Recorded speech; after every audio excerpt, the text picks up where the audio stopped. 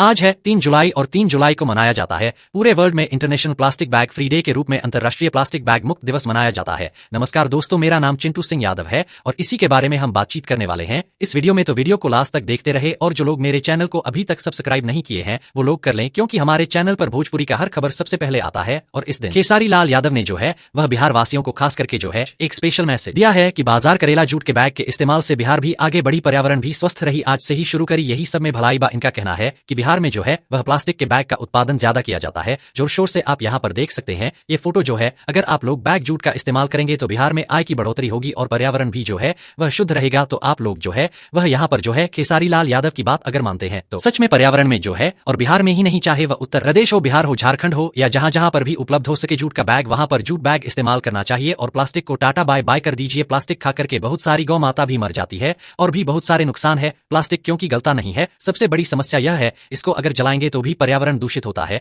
तो यहाँ पर देखिए तमाम लोग जो है आज पोस्ट कर रहे हैं, आप देखिए मैं इस पर यहाँ पर क्लिक कर देता हूँ। प्लास्टिक बैग फ्री डे, तो इस तरह के पोस्ट जो है सब अलग अलग तरीके से पूरे वर्ल्ड में जो है आज मनाया जा रहा है और भारत में भी जो है यह मनाया जा रहा है। आप लोग मैसेज दे रहे हैं कि भाई प्लास्टिक यूज मत करो। देखिए यहाँ पर एक मोहतरमा ने जो है यह वाला बैग का इस्तेमाल करने के लिए कहा है, कोई भी बैग इस्तेमाल करिए बट प्लास्टिक जो है वह इस्तेमाल मत कीजिए। वैसे आप लोग को क्या लगता है, प्लास्टिक का बैग यूज करना चाहिए या नहीं? नीचे दिए गए कमेंट बॉक्स में कमेंट करें। तब तक के लिए बाय, मिलते हैं एक नए वीडियो के साथ। जय हिंद, जय भोजपुरी।